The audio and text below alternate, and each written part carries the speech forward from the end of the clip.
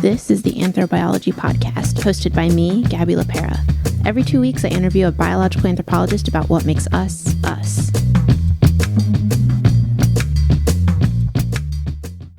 Hello, everyone. Welcome to another episode of the Anthrobiology Podcast. Joining me via Zoom from Nebraska, Dr. Sarah Kindschuh, who works at the DPAA. How are you? I'm doing great. How are you doing today? I am doing very, very well. For our listeners, can you tell them where it is that you actually work? Yes. So DPAA, we are a Department of Defense agency, and this particular location where I work is at Offutt Air Force Base, which is just south of Omaha, Nebraska. Yes. And I have actually driven past it quite a few times. I did my master's at the University of Nebraska-Lincoln, and I dated a guy who lived in Omaha. I saw Warren Buffett eating ice cream one time. Oh, nice. Which is maybe the most Nebraska thing I think I've ever said. Also, if you're ever considering moving to Nebraska, this is just advice that I wish someone had given me in general before moving to the Midwest. There's no mountains there, right? And so the wind just comes howling out of Canada and everyone's like, oh, it's really cold. Whatever. Who cares about the cold? The wind. No one warns you about the wind before you move to the Midwest. All of my dresses became very R-rated. I had to buy shorts to put underneath all of them. Also, it was too cold to wear them most of the time, so it didn't really matter. But the wind, watch out. Yeah, I can second that. And it's year round too. It's not like it's only in the winter or only in the summer. It's like any day could be 30 plus mile an hour wind gusts. Yeah, and they're like so casual about it. In Virginia, where I grew up, if it got up to 30 miles per hour, it would be on the news. People would be like, watch out for falling tree limbs. People got crushed in Virginia. It was horrible. But I guess there's not really very many trees in Nebraska either. No, not as much as I would like. Fun fact, Arbor Day was started in Nebraska because people moved there and they're like, wow, there's no trees. And they planted a bunch. And then they cut them all down again. For timber. We just love our prairies out here, you gotta have line of sight, be able to see as far as possible. Yes, I'm so sorry. This is a very long tangent for people who are listening to the show to learn about anthropology. Can you tell me what it is that you do at the DPAA? Yes, so I'm a forensic anthropologist at the DPAA, and so I have a couple of different roles that go into that, but my main job, my main focus is doing skeletal analysis on the skeletal remains that we get coming into the lab. And where do you get skeletal remains from? Well, so I guess I'll back up for just a second and kind of give like a really brief overview of DPAA for anyone who doesn't really or hasn't heard of it before. So it's the Defense POW MIA Accounting Agency. And our mission, the mission of the agency overall, is to locate, recover, and identify service members that we have lost in previous conflicts. And so the mandate of DPAA, which is set by Congress for us, says that we need to identify service members from World War II up through the Gulf Wars. So up through sort of our more modern conflicts. So that's kind of the really basic overview of what the agency does. And so we have two analytical laboratories that actually have remains and evidence coming into them. One of them is here in Omaha, and then the other one is out at Pearl Harbor Hickam Air Force Base on Oahu. So that's where our lab is actually headquartered. So we're kind of like a satellite lab here in Omaha. So when I talk about getting remains, part of the way that we get remains is by sending out archaeological teams to do recoveries. So we do archaeological recoveries all over the world, essentially.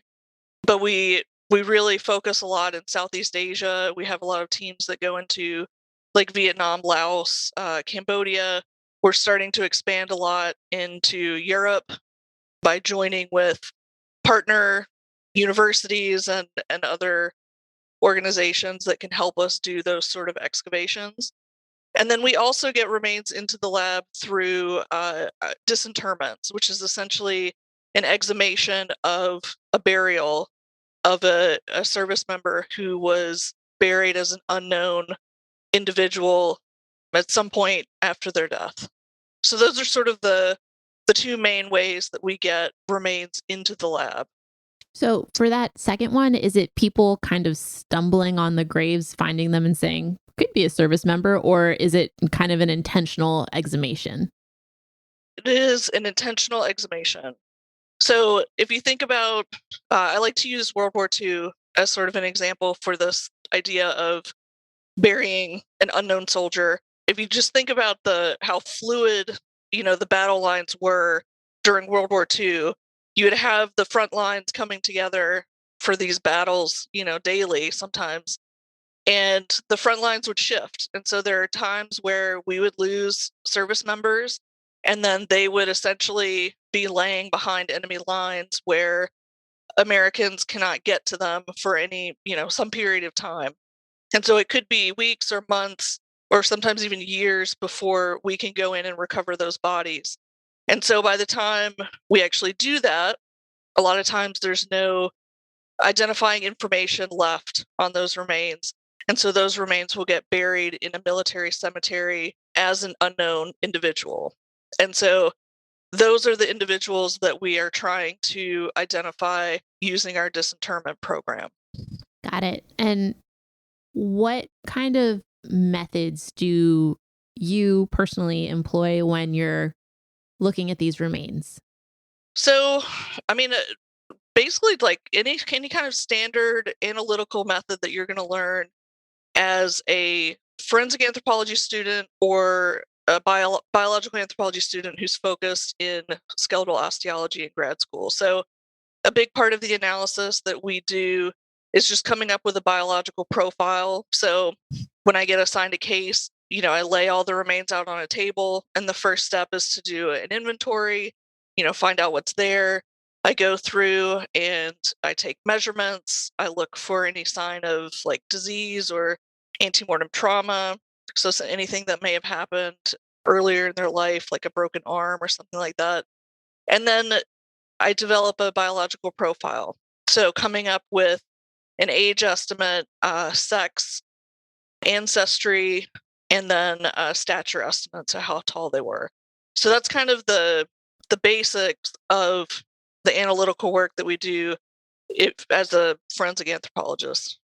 Yes. And then I know that sometimes y'all get to use other techniques like stable isotope analysis sometimes, or even DNA analysis when that's available. Yeah, so DNA is a huge part of a lot of the analysis that we do. We do not do any DNA in-house. We always take DNA samples and we send them to our partner lab, which is called AFDIL, the Armed Forces DNA Identification Laboratory.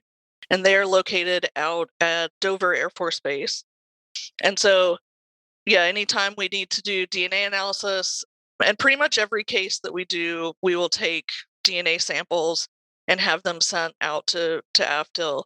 And yeah, we just stood up the stable isotope program out in Hawaii pretty recently. I think it just got accredited within the last like 2 or 3 months. Wow. So that is something that's been underway for a long time and has finally sort of come to fruition. And they're going to start doing a lot of stable isotope analysis out there. And then hopefully at some point in the semi-near future, within the next couple of years, we're supposed to get a new building out here in Omaha. And I think the plan is also to put a stable isotope laboratory in the Omaha location as well. So that's definitely becoming a big type of analysis that we're going to be doing a lot more of. Right. And just for some background for listeners, there's an entire episode that we did on this with Dr. Eric Bartelink, who can give you a much more in-depth explanation as to how you use stable isotopes. But the basic gist of it is that individual elements can have varying numbers of neutrons in the atoms, and that can, in the atomic nucleus, and that can affect the signals of, let me think of a better way to say this. Long story short, for stable isotope analysis, you can have different types of the same element show up depending on a lot of different factors. So the kinds of food that people were eating or the groundwater where they were drinking, they can all have different isotopic signatures. And by doing stable isotope analysis, it can be one way to rule out or rule in whether someone is American or is from a different location, which would be really useful when you're trying to identify whether or not the remains in front of you are those of an American serviceman. Yes, exactly. And we have used it sort of sparingly in the past, mostly to determine, whether they're American or, say, originated somewhere in Asia. But I think part of the development of the lab is now to start focusing on actually whether you can determine where a service member may have originated within the United States itself or within the continent of North America. So there's been a lot of research recently looking specifically at that to see whether you can like pinpoint whether it's a region of the country. In some really unique cases, I think you can pinpoint like a pretty specific location. But that's going to be a big part of what we're looking at in the future, so that when we have service members who we can't identify using the biological profile or teeth or DNA, that maybe we can use the stable isotopes to kind of narrow down the location where they grew up, and that might be another line of evidence that we can use to help that identification. Yeah, I think that the thing to remember with basically all forensic work is it's all about using all of the available evidence that you have in order to do an identification, because that's the ultimate purpose of every forensic anthropology expedition, right? Is to figure out who it is that you have in front of you. And then if you can figure out other things like any kind of perimortem, so things that happened around the time of death, any kind of perimortem trauma or anything like that, that's also helpful. But your number one goal when you're doing forensic anthropology is who is this, right? Yes. And perimortem trauma in our situation for DPAA is often very helpful too, just because it does add another line of evidence, like you're saying, to the sort of context of how they died. So if we know someone died, or if there's a historical record that they died, via gunshot, and we have a cranium in the lab that has a gunshot wound, that's just another line of evidence, another thing that we can look at that says like, yeah, this matches up with the context of death. But yes, we're always looking for these new lines of evidence that can help us make an identification. So as technology improves, DPAA is always trying to sort of incorporate these newer methods just to get at those guys that maybe don't have a DNA family reference sample, or just have kind of like a generic biological profile and don't really stand out enough to be identified right now. Yes. So there's actually two things that I want to pursue in there. One is the importance of historical records. I think that sometimes anthropologists get so caught up in studying the body and doing chemistry and physics and DNA that they forget, or like maybe students forget, that sometimes there's like actual records, like written down records that you can use to understand the life history of the person or what that culture was like, and see if that matches up with what you're actually finding. It's kind of a two-way street with historical records. Hmm. But then the other thing that I wanted to talk about was the emergence of new technology, maybe. Well, I can I can talk a little bit about the historical record Yes. Yeah, that would be part wonderful. of it if you want to think on the second part.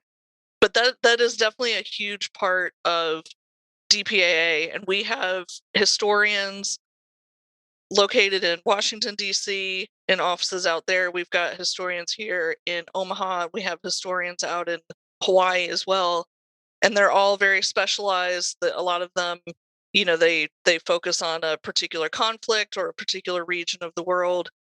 So they really know what they're doing. They know what kind of documents they want to look at, and they spend a lot of time just sort of going through old military records, going through newspapers, like local newspapers from Germany, France, wherever, any kind of dispatches or anything related to these conflicts these guys have access to, and they know what they're looking for.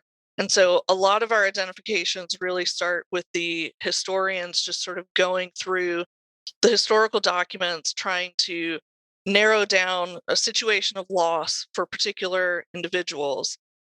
And then once we can kind of narrow down, where a person may have been lost, then we can send teams out into the field to interview locals or, to do survey works and things like that. But a huge part of what the agency does as a whole really starts with the historians and with all of the historical military records that we have access to. That's really cool. And it's interesting because I think that I mostly thought about y'all being like summoned when someone had found something, but it's interesting that you also proactively go out into the field to disinter to find skeletons. Yeah, I would say a very small percentage of the cases that we get are actually cases that people sort of stumble on. I mean, it does happen, and it seems like it's happening more now in Europe, or it could just be that we have an increased focus on World War II now in the last 5 or 6 years or so. But it seems to be relatively common that like farmers, in Germany will start to plow up aircraft pieces or things like that. And when we get that sort of information, then we can start to investigate. Like, okay, it's in this location. Where did we have a loss during World War II or during the Vietnam War in this particular location? And if it matches up with a plane that went down, then we can start to look at sending a team out there. But most of our cases are going to originate from within the agency itself, not so much from outside. That makes sense. I do remember the other thing I wanted to say earlier, which is you mentioned that there is a familial DNA registry. What is that? How do people go about getting on it? Ooh, so I wouldn't call it a registry necessarily. I'm sure there is some sort of formalized database that I don't know much about. But essentially, when we're talking about DNA as it relates to our DPAA casework, the most important thing for us is what we call a DNA family reference sample. And so if you think about the history of DNA itself, we really didn't know how important it was or how useful it could be when trying to identify an individual until really recently, like 90s, early 2000s. Mm-hmm. So for these guys who were lost, pre Gulf Wars, we have no self DNA reference sample from them. Now we have DNA reference samples for every military service member that comes in. I think they also do a blood sample or something like that. But when we're talking about a World War II case, we have nothing to compare the bones to. So what we look for is a family reference sample. And so it's up to usually folks from the military branches, so the Navy, the Army, and the Marines, to go out and basically try and locate family members of those service members that we're trying to identify. And so we're always trying to find new family reference samples for those individuals.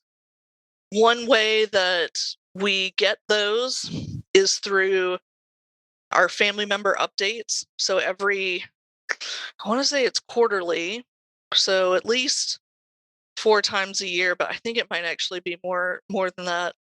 But we'll say at least every quarter, we'll do a family member update throughout the country. And essentially, the agency will contact families who have missing service members in that part of the country where the update is being held. And we'll let them know that, they can come in, they can give a DNA sample, they can meet with someone to talk about their specific case. They can get case updates if it's something that's been in the works for a long time. And so there are a lot of people who will come to those family member updates and will end up giving DNA samples. A lot of people, didn't know much about the case before they show up at these meetings. And then there are some families who have been coming to them for, years and years. So that's one way that we go about getting those DNA samples. The other way is just to essentially reach out to families. Like once we know that we're going to start pursuing a case, there's a whole other division of the agency that I know very little about, unfortunately. But they're essentially in charge of being the ones to sort of liaise with family members. And so they will go to the family and say, we're opening this case. We're trying to locate your family member. Would you be willing to give a DNA sample? Do you want to be involved in this? And a lot of people will give a DNA sample willingly, and a lot of people choose not to. So, Right. And it's whatever people are comfortable with. yeah.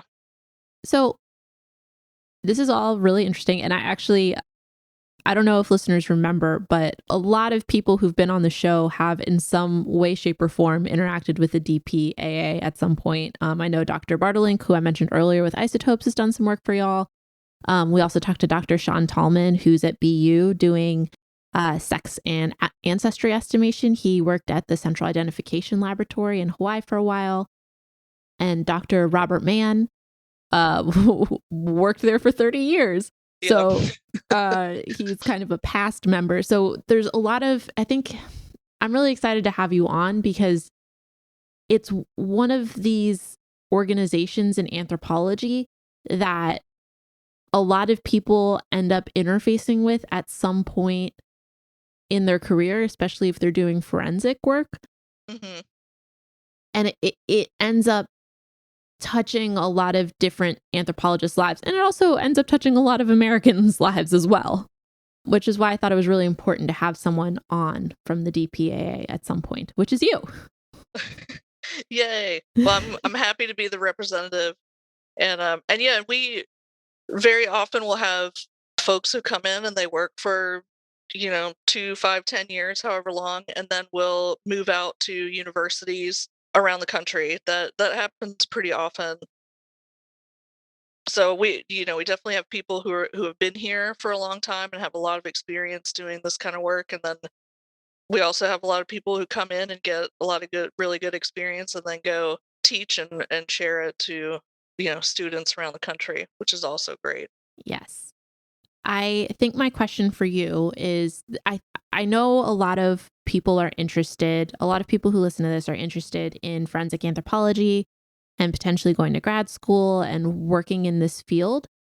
How did you end up at the DPAA? What is your life story, Dr. Kindschuh? Oh, how much time do we have? Oh man. Well, I first heard about this mission when I was in college as an undergrad.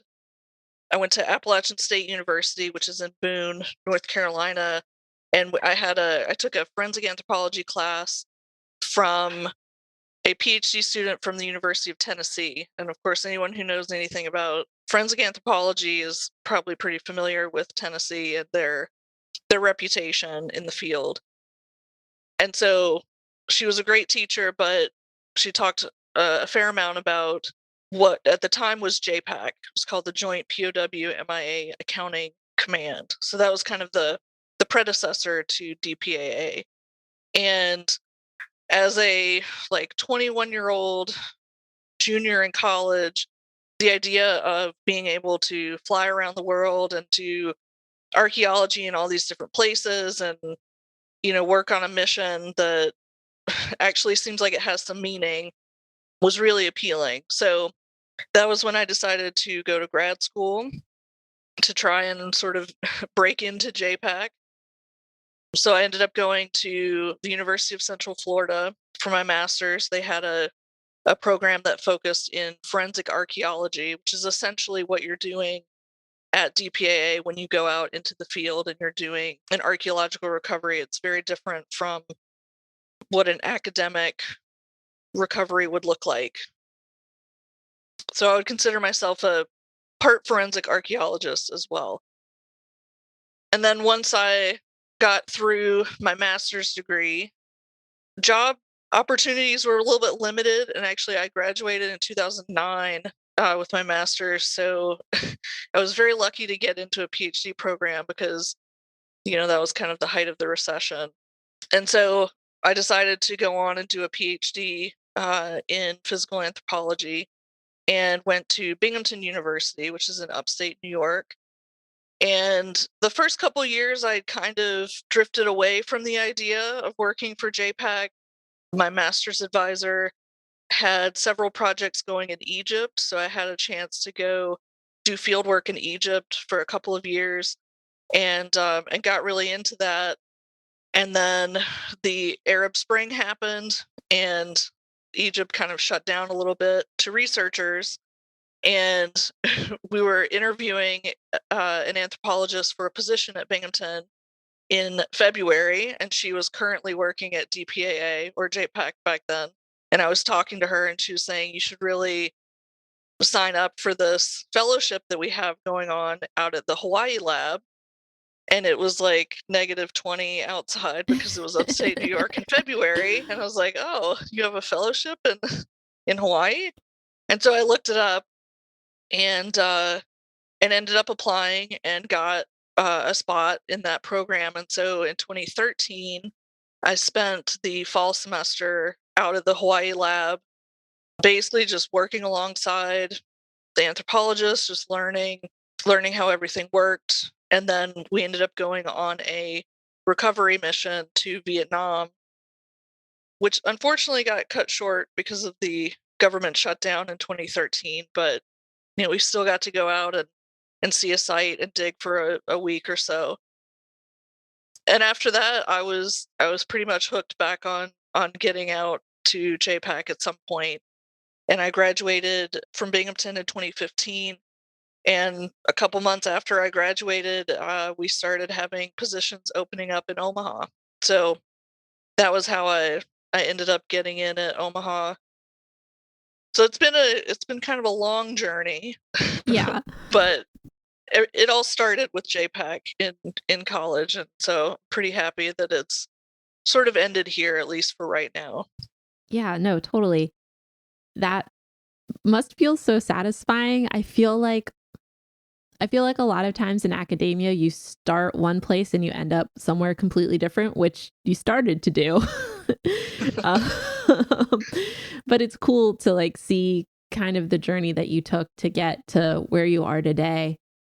Do you have any advice for someone who's interested in pursuing forensic anthropology as a career? Is there something that you wish you'd known before you started?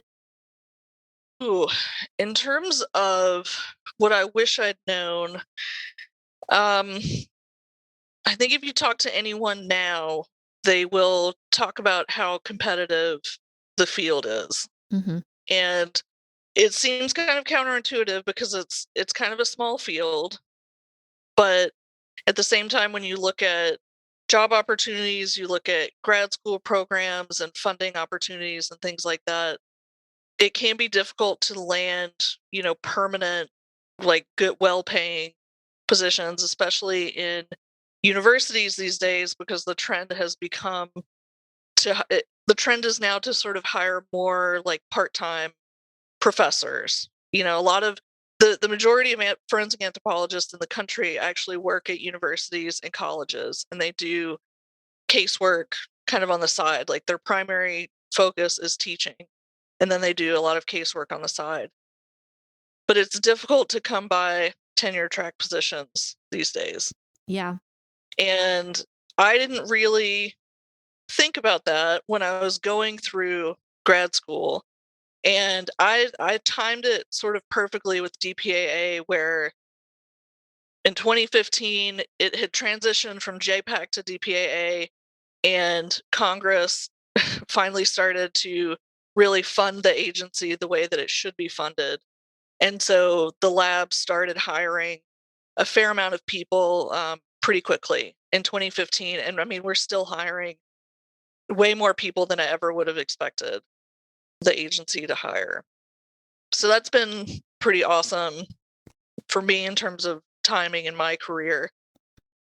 But even just like getting into a program, a graduate program, once you're in there, you know, a lot of places it's it's pretty difficult to get full funding or the type of funding that you would like to be able to go to school full time. So that would be one thing that I wish I had sort of paid a little bit more attention to. I'm not sure that it would have changed my mind about my career trajectory in grad school, but that's definitely something that I think, if you're an undergrad and you're looking to go into grad school, it's just something to keep in mind that space is sort of limited in these programs, and even if you get in, it still can be pretty difficult to get out. Yeah. I think if you're imagining that you're going to graduate and become like Bones the TV show, that particular job doesn't really exist very much Yeah. at all, actually, because the entire TV show is ridiculous. But like more specifically, one of the things that you'll probably have noticed when you listen to this program is that whenever I have a forensic anthropologist on, they're associated with the university and they're teaching and they're doing research as well as doing forensics. You know, even and a lot of the times they're like affiliated with like local coroners departments or local county sheriff departments, or they'll have special relationships. Like when I interned at the Smithsonian, my supervisor would work cases for the FBI, and then he also did a lot of the cases out of West Virginia. But realistically, there's generally not that many people finding that many skeletonized remains that require just a whole horde of forensic anthropologists to study. You know what I mean? Like, it's not like people Yes. are finding 10 skeletons a day. That would be crazy and terrifying. Yes. And the just the numbers of students has been rising, like, Hmm. I think pretty dramatically since I joined the American Academy of Forensic Sciences maybe 10 or 11 years ago, which is great. I mean, it's great to see, all these young people coming in and bringing a fresh perspective, because the field itself is definitely skewed towards older individuals. You have people who get into positions 20 or 30 years ago and they're still there. And so it's really nice to have young people come in, and to kind of start to see some of that turnover. But there are not there are not enough jobs, unfortunately, for all of them. Well, your other question was sort of like, what kind of advice could you give to people who are looking to do this sort of job? And the one thing I would say is just try to get into some sort of internship or volunteer program. And the fellowship that I did with JPAC in 2013 doesn't technically exist anymore, but we have when we're not in a pandemic, we have a big volunteer program and a big internship program, and it helps a lot if you're a master's level student or a PhD level student to come in and work side by side with us for whether it's weeks or months. It gives us an extended time to get to know you and see your skill set, things like that. So that would definitely be a recommendation of mine for folks who are looking at getting into forensic anthropology or may have some interest in the DPAA. Definitely. And if you're an undergrad and you're interested in forensic anthropology, I strongly recommend that you see if you can tag along on a few cases with whoever your local forensic anthropologist is. A lot of people are super open to having people kind of see what it's all about and see if it's something that you're actually interested in. When I took my first human anatomy class, it was a cadaver dissection lab with humans. And there were a couple of people who dropped out after the first class, realized that they didn't want to be doctors, and they'd done pre-med for 4 years. And it's like, Uh, okay, so what do you do next? So like kind of the earlier you can figure those things out, the better. And then the other side of that, which is what you're saying, is if you can spend some time getting to know actual anthropologists in the field, it could help your job prospects down the road. Absolutely, yeah. And whoever you're going to school with, whoever's teaching your forensic anthropology class, see if they have any kind of work study that you can get into, just like anything to get you a little hands-on experience. And also, that person would be the person who's going to be writing letters of recommendation for you to go to grad school or Yes. for work. Gosh, there is nothing worse than being asked to write a recommendation and being like, I don't know anything about this person. Yep. That's Yeah. the worst feeling. And sometimes you just have to turn them down and be like, I'm sorry, like I don't know you. Don't put yourself in that situation. Be the student that they know. Yeah, and that they exactly. like. Let's be clear. Which I can say now that I don't have to be that student, because I hated being that student, and I was really bad at it. But it's necessary. So. Yes. So I think that those are all like the academic questions I have. So I was wondering if you could maybe tell us a story about a case that you worked at the DPAA that like really stuck with you. Just tell story time. Tell us something interesting. Yeah, so the one that I was thinking about, one of the main reasons why I was thinking about talking about it with you is because there's also a short documentary that goes with it. So it's a case that I worked on, and it stands out to me because it was the first case that I had at DPAA where it was more than one individual in one particular skeletal assemblage. So, to give you a little bit of background, which I didn't know any of this information going into the analysis as forensic anthropologists at DPAA, we work in the blind, so we have no information on what happened to this individual, where it came from, none of that. There's no like going back to look at excavation reports or anything like that until this case is done. So this is a case where And why is that? it's just to keep you as objective as possible. And so if I know that this case is, a single seater aircraft that crashed, and I see some bones that have like a bunch of trauma on it, I might, if I knew that, then I might overlook something that could indicate that, like, hey, this might actually be two people. Or maybe the trauma doesn't correspond with an aircraft, it corresponds with something else. So being in the blind is basically just our way of making sure you go into every case with a fresh pair of eyes and you're not being biased by background information right off the bat. That makes sense. So this is a case where it involves three individuals. All three have been identified. Their remains have been returned to their families. And then I believe it was in 2019, there was a crew from a Pittsburgh PBS station who came out to the lab to follow up on this case, and they produced like a 30-minute documentary about one of the individuals who ended up being identified in this particular case. And I can forward you the link to all of that information. It was a really well done little documentary. It was very interesting. That would be wonderful. But so yeah, basically the background to the case, it was a World War II case involving an A-26 bomber. So it went on a bombing run in Germany in, I believe it was 1945. Ended up being hit by anti-aircraft fire. It crashed before the crew could escape. There were 3 crew members on board.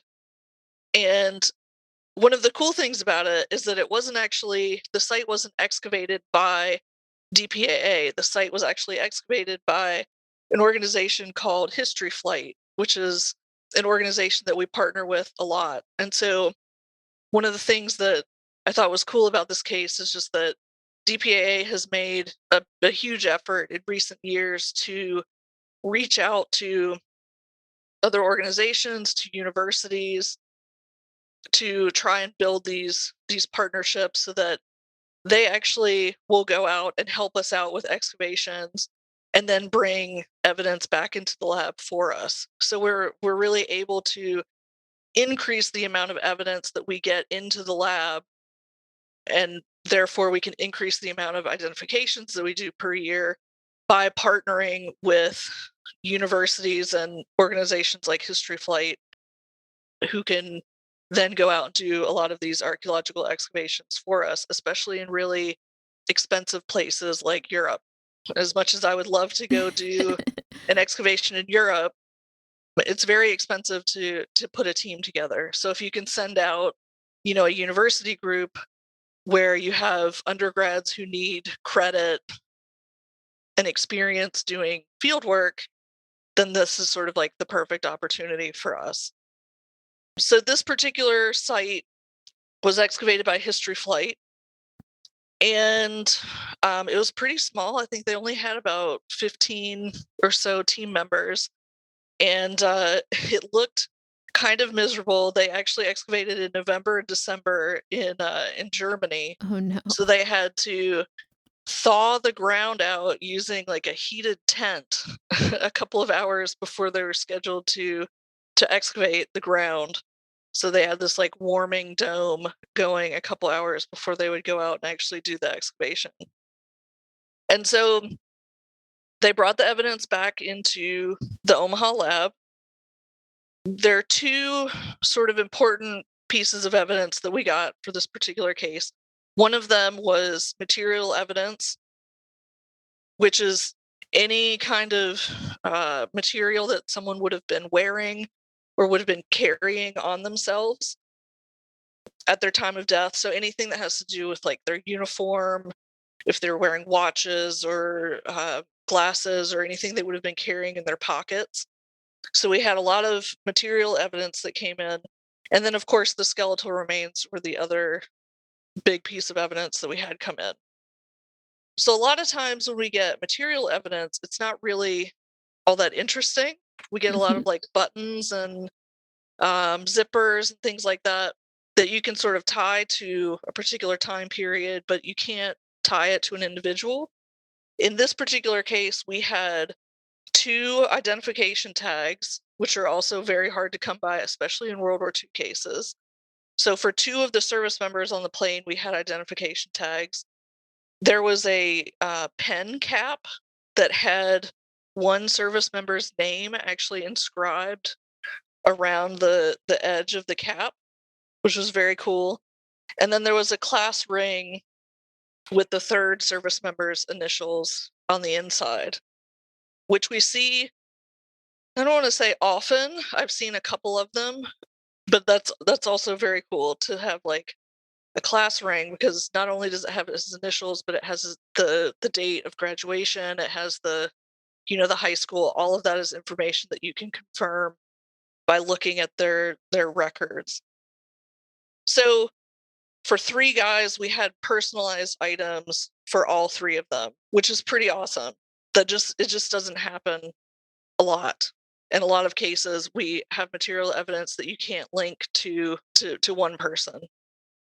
And so then I was assigned the skeletal remains. And so, like I was saying, this was the first case that I had where it ended up being more than one person involved. And based on the situation where this is a plane crash, all the remains came in pretty fragmentary. I spent a lot of time basically just trying to like identify fragments, trying to see if you could put them back together. Because it came from an archaeological recovery, everything had provenience. There was location data for every fragment. So trying to figure out like, are these fragments from this unit over here related to these fragments from this unit over here? I think you'll find that a lot of forensic anthropologists enjoy doing puzzles, and this is kind of like a really good example of that. I mean, I enjoyed this case, and that was one of those reasons, because it was just a matter of trying to, sort of put everything back together. Yeah, the puzzle thing is something that you hear a lot from forensic anthropologists. I personally, there's 2 things I cannot have in my house. One of them is barbecue potato chips, because I will eat the entire bag. And the other thing is a puzzle, because once I start a puzzle, I will not stop a puzzle, and I have to do other things like work so I can pay my rent. Yeah. Yeah, I can relate. So But yeah, so with this case, right off the bat, I could tell there were at least 2 individuals because we had some duplication of bones, like there were 2 right clavicles. But then once all the DNA sampling came in, it came back and it was actually 3 individuals. And so at that point, I got to write up 3 different reports. So one forensic anthropology report per DNA sequence, and then one big sort of group report for all of the remains that could not be associated with a particular person. And so that was just it stands out in my mind because it's a unique case. We don't really get that many cases like that. And then to have such unique material evidence where it actually you have people's names on, you can put a name to a particular set of bones, that just doesn't happen very often either. And yeah, it turned out it was 2 really young guys. I think 2 out of the 3 guys were like 19 years old, and the third guy, who was the pilot, was maybe 24 or 25.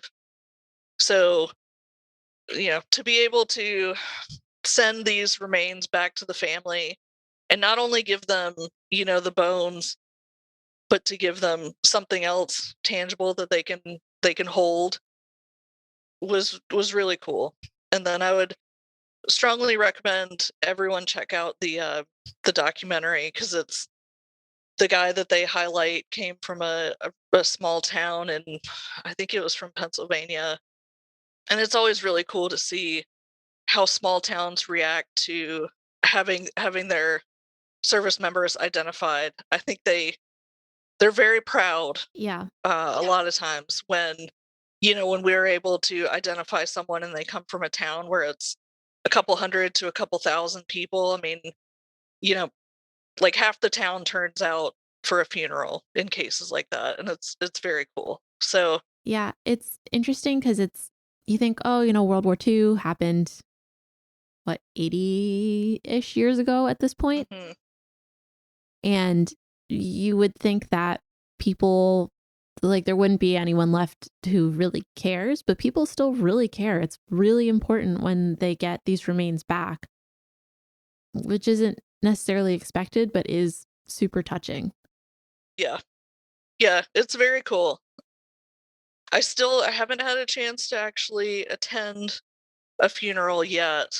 Hoping to do that at some point, but we've had a couple around here, around Omaha, that have gotten a lot of attention, and it's just really cool to see how many people who are totally unrelated to the case, feel a sort of sense of duty to show up and pay their respect for these people.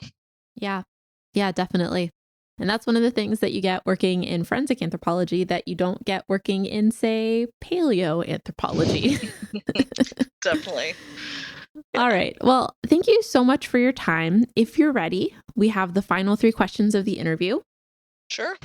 Unless Yeah. is there anything else you would like to say that you feel that you did not get a chance to say? I just did not ask the right question.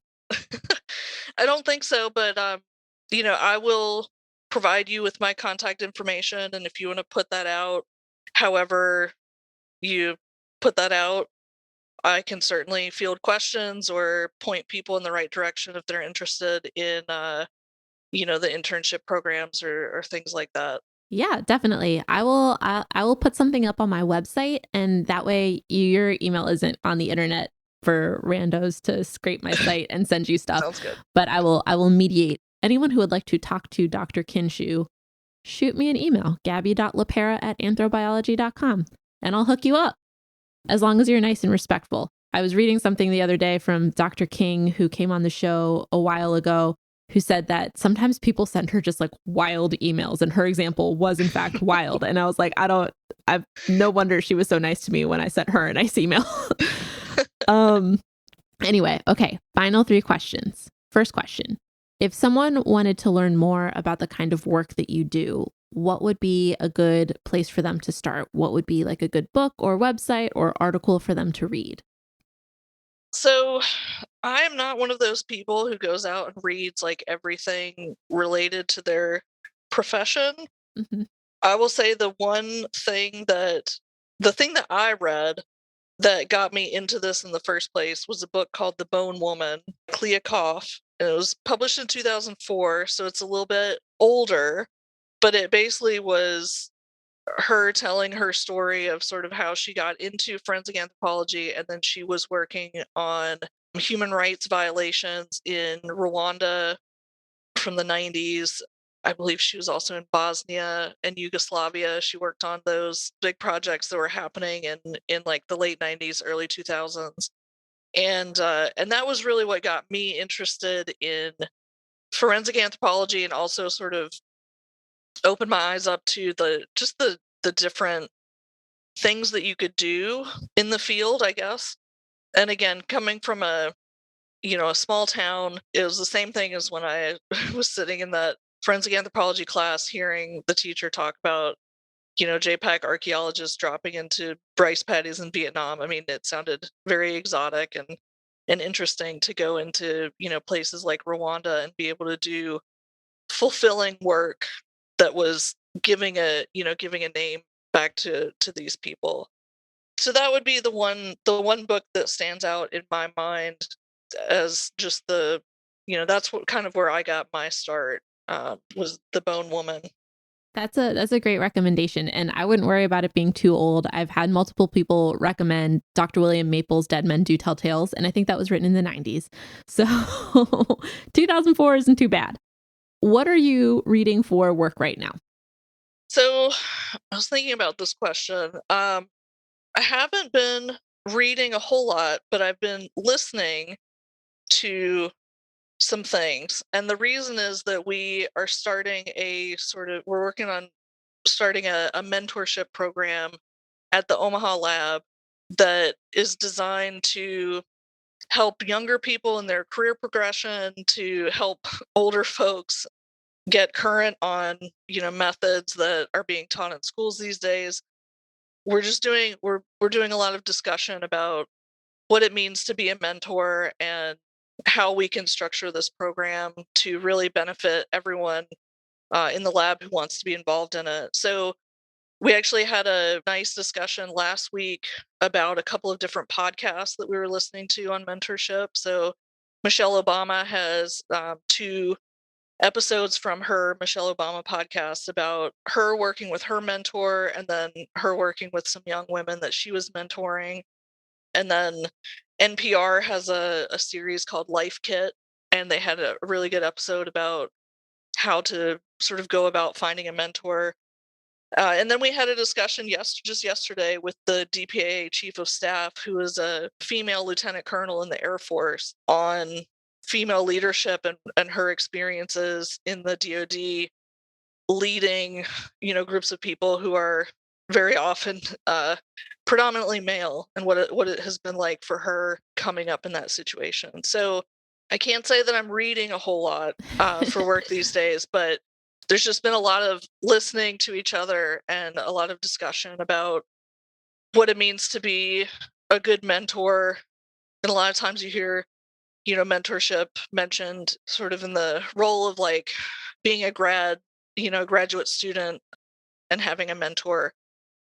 But now that we're in the professional world, like, what does that look like for us, and how can we, really cultivate a good culture in our Omaha lab through a mentorship program? Yeah, definitely. This is something that we've talked about a few times as well, is that mentorship is super, super important to students. And it's something that isn't generally formally talked about. So it's great to hear that the DPAA is talking about it. It's kind of like teaching. Like, a lot of the times you have a person who has their PhD and a ton of field experience and has never really been taught how to teaching all these freshman intro courses.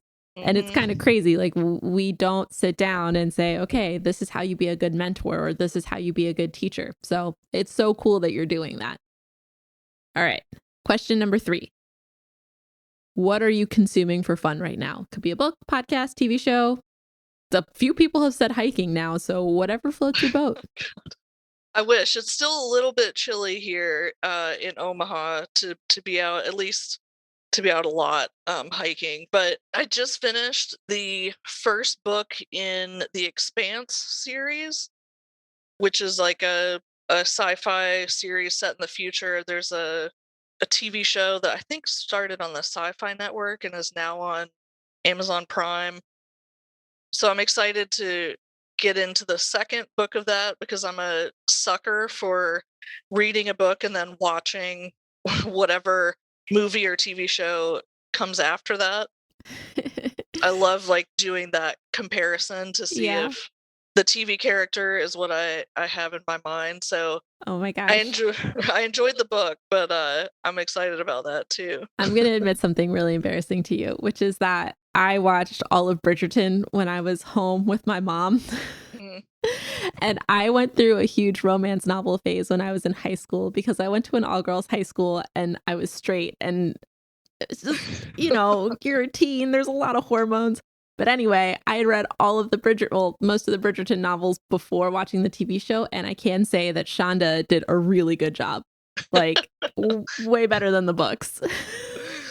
That's good to know. That's on my list of things to watch, but I haven't made it there yet. Yeah.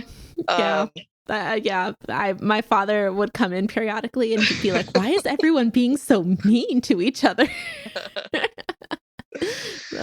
Anyway, that's a really good recommendation too. I'm totally going to check it out. Not Bridgerton, The Expanse. Thank you so much for coming on the show. If you would ever like to come back, you're more than welcome. And I hope you have a wonderful day.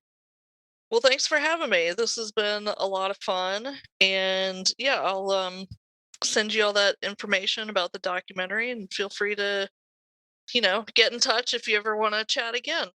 That sounds great. And you hear that, potential future interviewees? This has been fun. You should also do the show. All right. Thanks for joining me for this episode of the Anthrobiology Podcast. If you have questions or comments, you can reach me at gabby.lapera@anthrobiology.com. That's spelled GABY.LAPERA@anthrobiology.com. This show is produced by me. Music courtesy of Chad Crouch, aka Poddington Bear at Sound of Picture.